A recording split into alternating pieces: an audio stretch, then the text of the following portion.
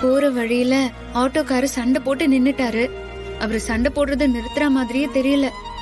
சரின்னு வேற வழி இல்லாம நான் அவர்கிட்ட பணத்தை கொடுத்துட்டு மிச்ச பணத்தை வாங்காமலே போயிட்டேன்.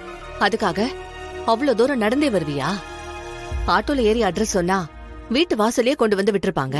இங்க வந்துட்டு கூட பணம் கொடுத்திருக்கலாமே. ஓ, அப்படி கூட பண்ணலாமா? எனக்கு அதெல்லாம் தெரியாதுமா. அதான் அப்படியே பொடி நடையா நடந்தே வந்துட்டேன். ஆமா, கால் உனக்கு வலிக்கலையா? லேசா வலிக்குதுமா. பரவாயில்ல, சரியாயிடும்.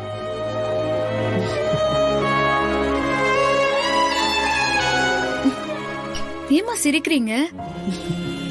நல்ல பொண்ணு நீ. இவ்ளோ தூரம் நடந்து வந்துட்டு காலு வலிக்குதான்னு கேட்டதுக்கு நீ சொன்ன பதில கேட்டதும் எனக்கு சிரிப்பு வந்துருச்சு.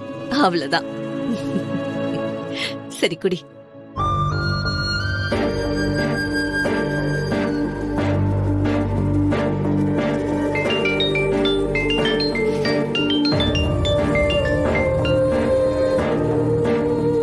திரு, அம்மா, அந்த பொண்ணு சரியான நேரத்துல என் ஐபேட கொண்டு வந்து கொடுத்துட்டாமா. அவ ஏன் பக்கத்துல தான் பார்க்கா. அம்மா, உண்மையிலேயே இன்னைக்கு என்னோட ஐபேட் மட்டும் சரியான டயத்துக்கு கிடைக்காம இருந்திருந்தா என்ன ஆயிருந்திருக்கும்னு நினைச்சு கூட பார்க்க முடியல. 3 மாசமா இந்த நாளுக்காக தான் நான் வெயிட் பண்ணி ஃபுல் ப்ராஜெக்டையும் ரெடி பண்ணி வச்சிருந்தேன். எப்படி மறந்தேனே தெரியலமா.